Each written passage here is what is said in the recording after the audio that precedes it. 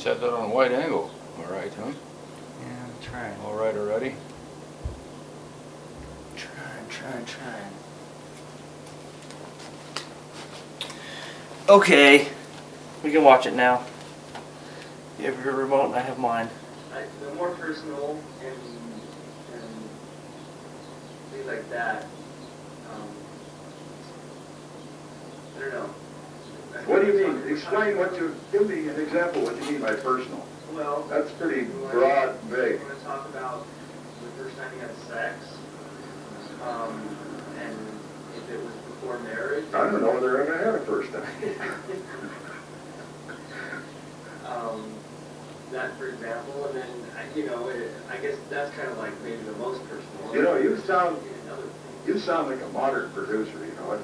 You put everything you can in there and hope that just fall it may, regardless of who sees it or anything else. You gotta remember, I've got grandchildren, you're one of them, and I got great-grandchildren. And before I leave this mortal soil, I may have great-great-grandchildren. And hopefully, they'll want to see this thing. I want them to think I was a great guy, honest, and above board, you know. And you want to pull all the dirt out. Geez, Well, you sound like that Stone guy. I don't want to get. I'm sure none of your daughters necessarily would like to hear it, but Well, I don't know. It's still a different perspective. Yeah. Well, now I've It written. was a different time. Yeah, I've written about it. Yeah, I know it's a different time. It was a different time. And you have the new perspective to have lived it. And Well, that's true. I mean, I shouldn't worry too much because you people, you kids, you and even the younger ones will be worse, are bathed in sex these days. I mean, my gosh, it's all over the place, on the TV and everything else.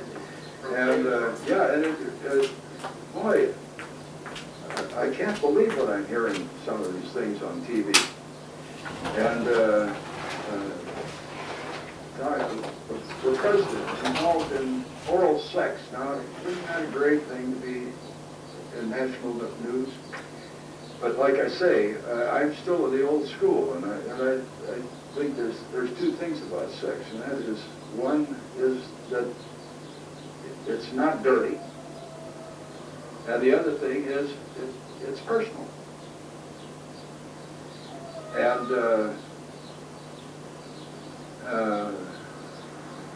And maybe I'm old-fashioned enough that I think it's not for everybody's ears. It's not that what I did is any worse than anyone else is doing or anything else, but like I say, it's a private part. But I'll go part of the distance with you. And so we'll get into some of that if you like. But right now I need something for this dry throat of mine. Okay. Fair enough. You snaked your way out of that one, didn't Well, you? they had to. No, actually, well, that was what I wanted to talk about. And I don't think I explained myself very well when I said that that we should, or how personal you wanted to get. I didn't mean just about like the first time you had sex, but also like things like what came to my mind was you had mentioned before when we were talking about it, how you didn't get along with your stepdad when you were young. Yeah. And so you went and lived with your grandparents. Yeah. Maybe talking about why you didn't get along with them. You just went by it probably because it's a personal thing. Do you know what I mean? Well, that relationship, I don't mind talking about that. That isn't of a sexual nature. Not that I'm necessarily averse to talking about sex, because like I mentioned before, I don't see anything dirty about sex, except that maybe sex took place under circumstances that aren't accepted in some circles. Right. That's the only thing. But as far as my relationship with my stepdad was concerned, I don't really know why or how I got in his bad graces. Not that it was that bad, but Frankie got along, my younger brother, he got along pretty well with him. But I always kind of looked down my nose at me. But later on in life, I began to understand why. And that is that I bore a pretty close resemblance of my father, my real father, who had passed away. And people that noticed that in his presence would say, "Victor, you look so much like your father," and so forth. I think that kind of irked him. And so it wasn't my actions necessarily, it was just how I happened to look Right.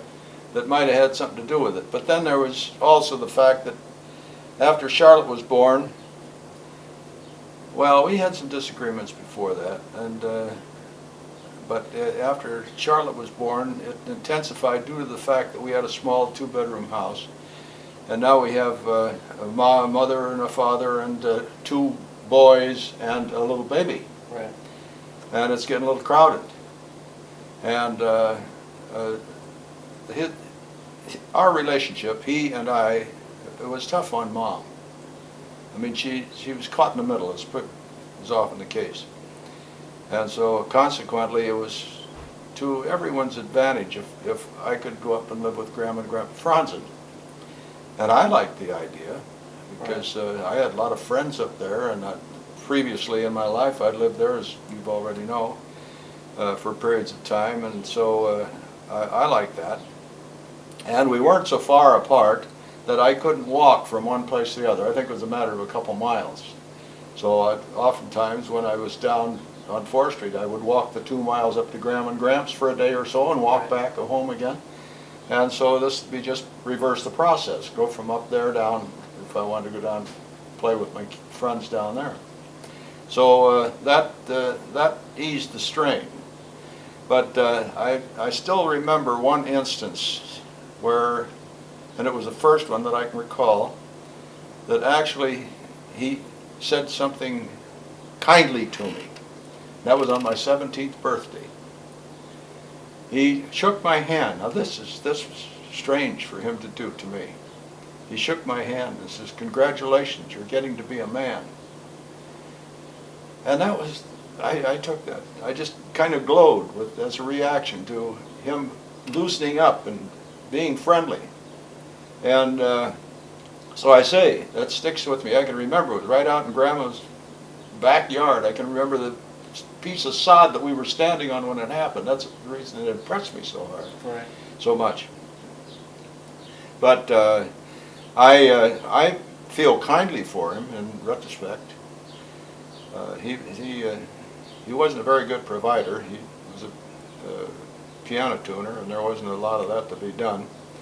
And I think most of our livelihood was what it was because of a $50 a month check my mother got from the federal government because of my father having died while in the service. He took out an insurance policy that was available to all the servicemen and that died that would give something to the family. Well, he was one that passed away, and so Mom got that $50 check a month, and it doesn't seem much now, and it wasn't too much then to run a whole family on. Right. But I think a good part of our livelihood came from that $50. But I was sad when he passed away. He was a strange man. He'd never go to a doctor. One of the reasons he couldn't afford it, he said, and he couldn't. But the other was that, well, the thing I'm getting to, he really had some trouble in his insides. He didn't know what it was, and he would get so sick. Sometimes you just grunt and groan, you know. And I don't know whether he took such things as aspirin or what, but and it would come and go. He'd be sick for a while, and then he wouldn't. Then another thing, he had this Model T Ford that he drove, and you had to crank those to start them. That is his vintage, he did. And one time he was out in Bluegrass, which is a small town out west of Davenport, tuning a piano, and after he got out done tuning the piano, he came out and start his Ford to come back home again. And the old Ford had a radiator cap on the top of the radiator, Right. and he's cranking his Ford car, and it kicked, and pulled him back down, right down on that radiator cap, Wow. and took out all his teeth in Oh. front here. And he came all the way home bleeding like a stuck deer. And somehow they got that stopped, and he never went to a dentist, never did anything. He stayed that way. I don't know whether he had any dentures put in. He certainly must have, because he must have looked awful without any teeth there. And I don't remember that he looked that awful. So they made a denture to it. I was busy in the band during those days, and some of the events that transpired slipped by me. But he finally, that stomach problem killed him. He went to the hospital. He wouldn't have gone then either, but Aunt Charlotte, Uncle Ed's wife, was a nurse earlier, and she implored him to go. She says, "You're going to go or you're going to die." So he finally went to the hospital, and by gosh, he did. And within 24 hours, he passed away. He had what was, I remember, as a strangulated hernia. Oh. I don't know just exactly what that means, but it sounds like something in his bowel area was all twisted up or something. I don't know. They probably had a hernia the whole time. Yeah, that's right. Good. Because that's what would double you over in pain all the time. Yeah. So that's that chapter. What? What got you off on that? Yeah. What got me off on that? Well, just because I was talking about, that was one of the things that came to mind about I see. getting more into personal feelings and things like Yeah. that, that you may not normally talk about. Yeah. And that came up because you didn't talk about it. You mentioned in passing that you didn't get along with them, and then that was that. Yeah. And so, Well, now you know the whole story. Right. But that doesn't change.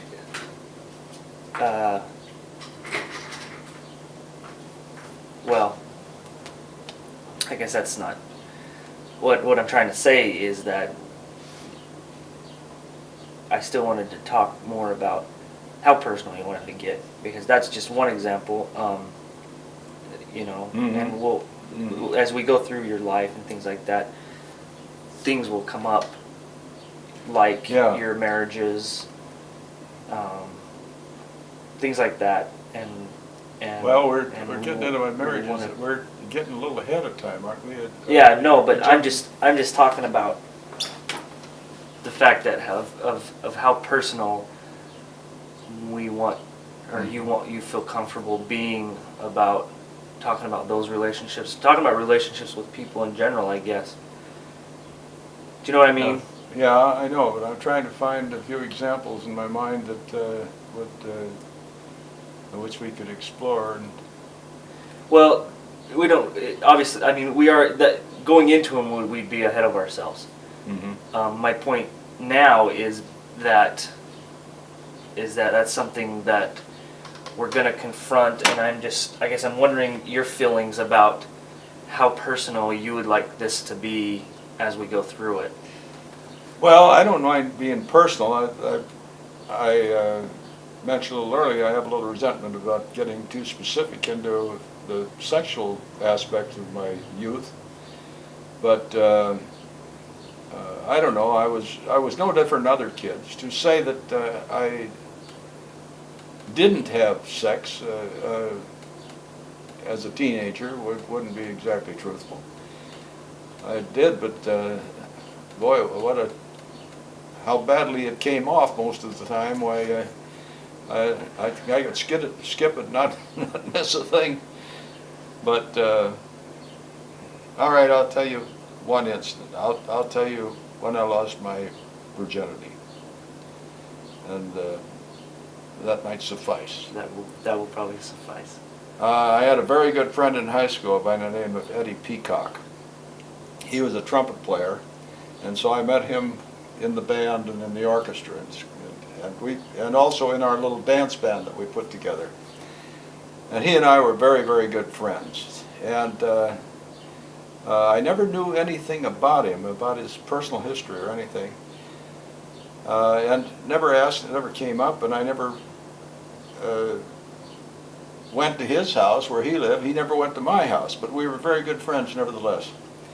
And so one time we had been doing something together, and he says, come on over, see where I live. And I said, okay, yeah, and I was rather surprised because it was the first time after months and months of association that he brought that up. Yeah.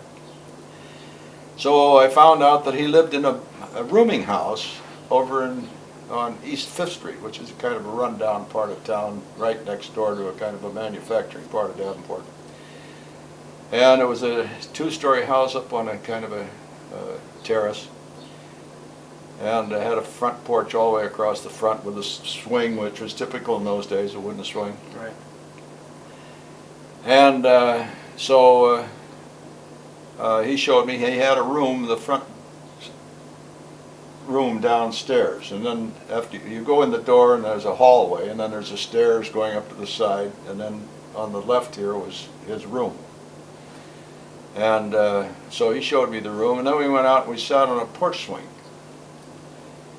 And we were sitting there talking for a while, and finally 2 girls come walking down the street and came up the stairs to the house. And so Ed introduced them to them. They were 2 sisters from Muscatine, and they came up there and they worked at the Crest Cracker Company, which made crackers and cookies and various other things like that. And they also roomed there. And so they sat down on the porch with us, and we talked and joked a while and so forth. And so finally, the oldest one of the 2 girls said she was going in, and so she left us, and then pretty soon Ed left. And so that left me with the other girl. And so if we weren't sitting on the swing, why one of us moved over so we were both sitting on the swing, and pretty soon my hand went around her shoulder and so forth, and pretty soon we kissy-poo, and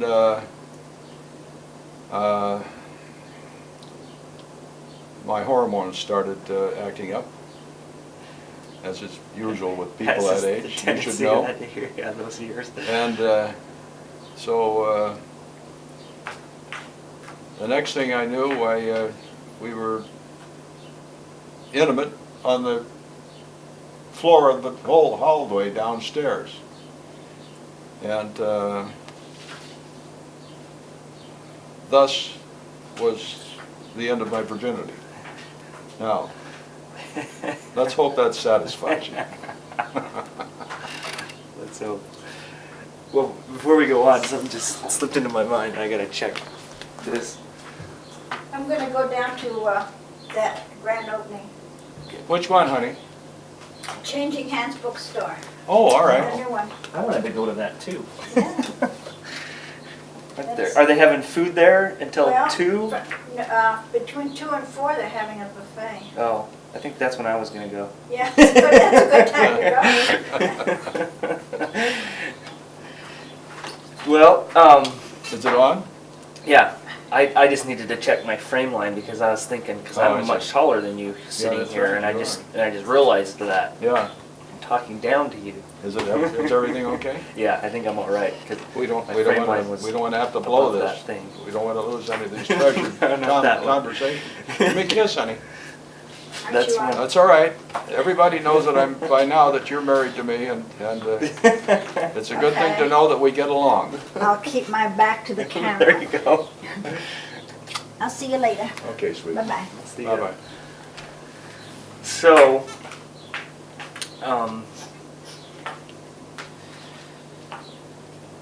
well, that kind of brings me back to something else I was thinking about that I wanted to talk to you about, and that was the more things change, in a lot of ways, so many things are the same. And Yeah, what I'm true. talking about is like, well, when we talked about how it was with your childhood and how you ran around with your friends and you played baseball and you played war, and Yeah.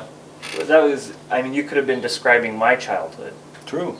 You know what I But mean? you having lived in a small town like that, came closer to my type of childhood than had you lived in a larger town like Right. this. Because you can see right now how restricted these kids are as far as play areas. We used to play baseball right out in the street. Yeah. What street can you think of around here that you could play baseball in? Right. Too much traffic. Right. And there's so much that has changed, and I think they're really restricted, and of course this is probably the way kids want it because they don't know anything else. But those of us that come from way back there when we had the freedom to do so much more, we didn't have the material things they have now. But and of course we didn't know there was such a thing possible because it hadn't been invented perhaps. Right. So we were very happy with what we had. We were very happy with restrictions, without the restrictions, and we were very happy to go our own way at our own speed without the interference of adults telling us what to do and doing all our thinking for us, as is the case these days. And I grew up thinking it was a shame to waste a Saturday afternoon going to a movie. Now, kids love movies, Right. but I mean, those of us kids of those days would rather go out and play ball on a Saturday afternoon than go to a movie. And so we'd usually go to a movie at night if we could, if we were old enough to go by ourselves, you know. Right. So anyhow, as I've said many times before in this spiel, I loved my childhood. It was great. What I wanted to talk some more, getting into that since we're talking about it, and I bring that up because kids my generation, well, I think they think that you and your generation lived completely different lives than what we live. Oh, I think so too. Yeah. My point, I was trying to say that as much as it seems to be different, I think so many things are still the same. Do you know what I mean? That could be, yeah. Because you just talked about your first intimate encounter, and probably, and I assume that probably wasn't an unusual thing. I mean, that's what kids were doing your age. Yeah, that's right. That's right. I mean, I don't know if you necessarily talked about it with your friends. Did people talk about it? I mean, did kids your age, teenagers, talk about that? Like, did you tell anybody about that happening? I don't think I did. I wasn't overly proud of it because it was a big disappointment. You know, when we were kids, 15, 16 years old, you're hearing all of this about sex. Oh boy, this is something. We've got to know more about it because it's hush hush, and the more hush hush, the more you want to know about it. That's still typical. And so it was with us. But that first experience was a big disappointment. I thought, is this all there is? You know that old song by, what's her name? I can't think of her name. Is that all there is? You know, that tells the story. Yeah. And I remember I had to walk home in the middle of the night. No, I stayed with Ed that night. And I went home in the morning. And I remember going home and being very disappointed. And so it didn't leave me with a good taste, and it also wasn't something I like to brag about, you know. I kind of blamed myself for the fact that it wasn't, that everybody thought this so lovely, so what's the matter with me? Not so with me. Right. And I think that's true with all those kids, you know, that experimented. Yeah. That it turned out to be so what, you know? And I think when kids did brag, and they did, about having these affairs and so forth, I think most of it was braggadocio. It was probably fiction, and a lot of it. And the more delightful they said it was, the more fiction it was, in fact. Because kids that age are not prepared, and well, I don't know what to say about that. I was just going to say they have to have more experience, and that's probably true. I mean, with the experience, you become a little more adept, I suppose. And